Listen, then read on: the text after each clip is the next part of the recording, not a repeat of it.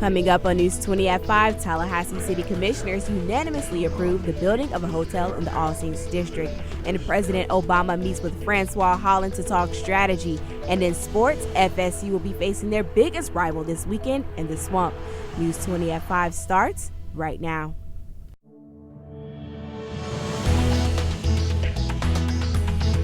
From the highest of 7 hills in Florida's capital city, covering every corner of the Big Bend, this is the award-winning News 20 at 5 Live.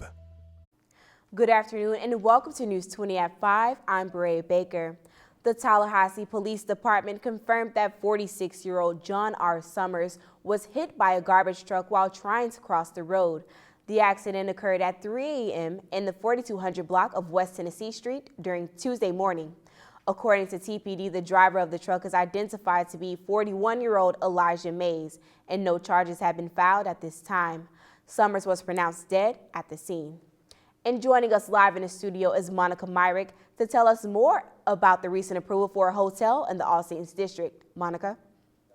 Thanks, Barea. Yesterday evening, the Tallahassee residents spoke out at a city commission meeting against the proposal for a hotel being built in the All Saints District.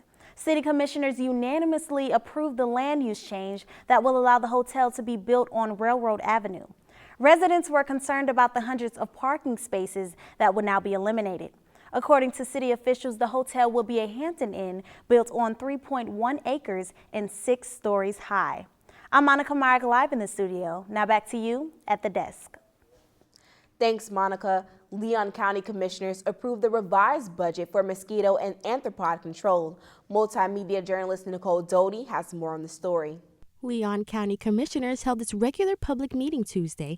The agenda included the approval of the revised detailed work plan budget for the Florida Department of Agriculture and Consumer Services Arthropod and Mosquito Control State Aid. The anticipated funding is included in the Leon County annual budget each year and supports several mosquito control functions. It was more of a technical amendment that was done. Florida statutes requires that if there are ever any excess funds at the end of a fiscal year, when utilizing state grants, that those be carried forward into the next fiscal year. The 2016 fiscal year detailed work plan budget was approved by the board in early May, and the signed document was delivered to the state. In September, the division received notice from the state that the detailed work plan budget had to be revised and also resubmitted to the state for approval. Residents of Tallahassee agree with the county's decision for the revised budget.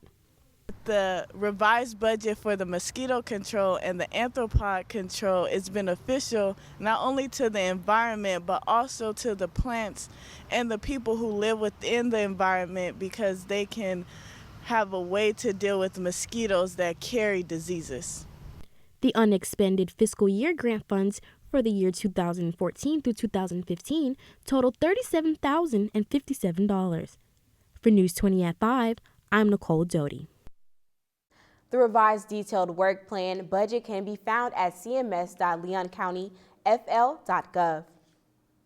According to the Wakulla County Sheriff's Office, residents in the Farm subdivision of Crawfordville reported receiving KKK recruitment pamphlets in their driveways on Sunday. The pamphlets were in clear plastic bags and invited local residents to join the organization. According to the WCSO, one resident began to collect the pamphlets and counted a total of 59. A deputy collected 8 more pamphlets that the WCSO says were seized as evidence for possible analysis. Tallahassee Police Chief Michael DeLeo is being sued over a disciplinary matter involving the accidental discharge of a firearm. The president of the Big Bend Police Union filed the lawsuit, which states DeLeo moved to discipline TPD Lieutenant Steve Slade without notifying him in detail of the reasons why. The lawsuit claims that on several occasions, DeLeo ignored the statutes. Attempts to obtain a copy of the internal affairs investigation were unsuccessful.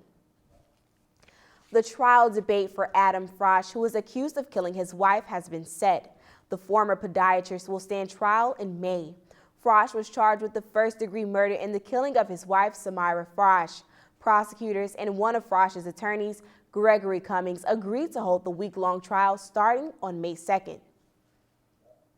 And city commissioners are working to demolish older apartments to bring better housing to low-income residents.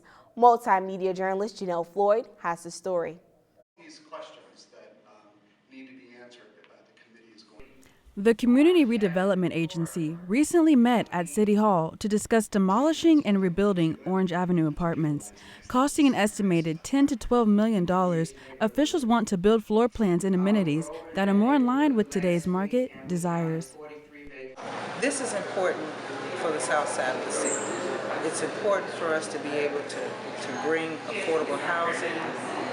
It's important that we give the South Side a shot in the arm in terms of economic development, and I think that the CRA board needs to, take a look at how the CRA could help bring that about. The 29-acre lot, containing more than 200 apartments, has not had any major renovations since its completion in 1973.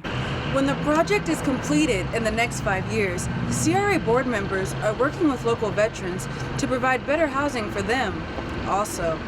Commissioner Curtis Richardson ultimately wants the new housing to not only benefit low-income residents, but veterans. So we're hoping that we can have some discussions with them and partner with them to provide housing in the area for veterans who may move to Tallahassee with them and their families. Janelle Floyd for News 20 at 5. Commissioners will continue to meet in December to further discuss the revitalization of Orange Avenue apartments.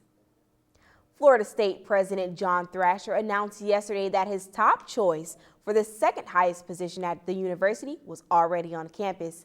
Interim Provost Sally McRory was chosen to serve as University Provost and Executive Vice President for Academic Affairs. McRory has been serving as Interim Provost since last December. She was also one of the 4 finalists chosen to interview for the position. And Tallahassee's Mayor Andrew Gillum's Syrian refugees comments have now gone viral. Gillum appeared on CNN saying that the state capital would welcome the Syrian refugees fleeing from the war-torn country.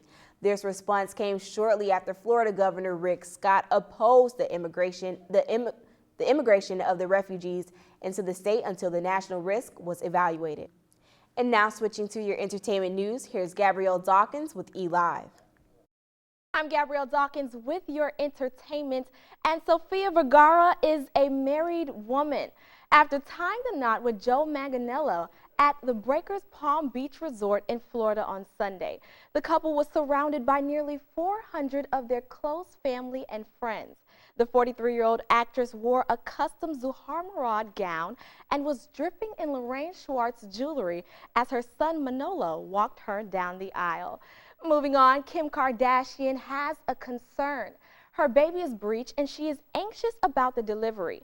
The star says that she has tried several things to turn the baby in the right direction for delivery. She used acupuncture, tried hypnosis, and even lie upside down 3 times a day for 15 minutes.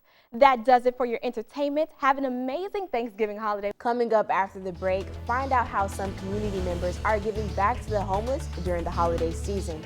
Stay tuned, you're watching News 20 at 5. Welcome back to News 20 at 5. I'm Beret Baker. The 31st annual Community Thanksgiving celebration will once again serve a traditional turkey dinner at the American Legion Post 13 tomorrow between 11 a.m. and 1 p.m.